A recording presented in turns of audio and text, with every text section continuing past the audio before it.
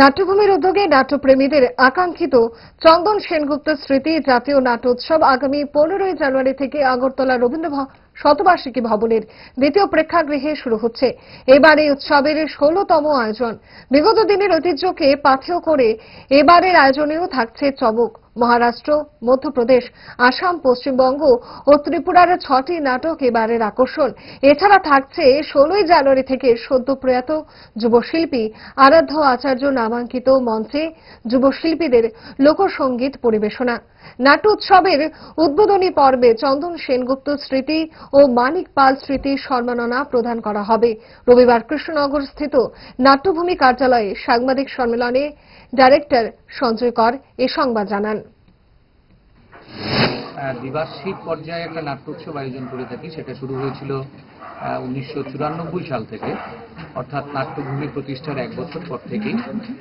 সেই থেকে আমরা ধারাবাহিকভাবে নাট্য উৎসব উদযাপন করছি এবং এবারে হচ্ছে 16তম দ্বিবার্ষিক নাট্য আয়োজন।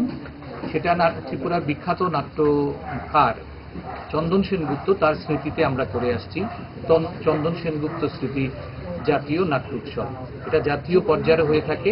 এবারে শুরু হচ্ছে 15 জানুয়ারি থেকে, চলবে 20 জানুয়ারি পর্যন্ত 6 দিনের নাট্য উৎসব এবং এই 6 দিনে 5টি রাজ্যের 6টি নাটক অভিনীত হবে এবং সেই উৎসব উদ্বোধন করবেন 15 তারিখে সন্ধ্যা 6:30টার সময় আমাদের এই রাজ্যের প্রবীণ নাট্য ব্যক্তিত্ব রবীন্দ্র ভট্টাচার্য।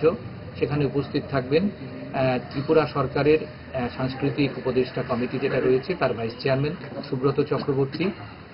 এতে সভাপতিত্ব করবেন আমাদের নাট্যভূমির সভাপতি সুভাষ দাস এবং সেই সঙ্গে সেদিনই অভিনীত হবে নাট্যভূমি প্রযোজনা নাট্যভূমির নতুন নাটক মাইকেল মধুসূদন দত্তের প্রহসন বুড়ো শালিকের ঘাড়েরও।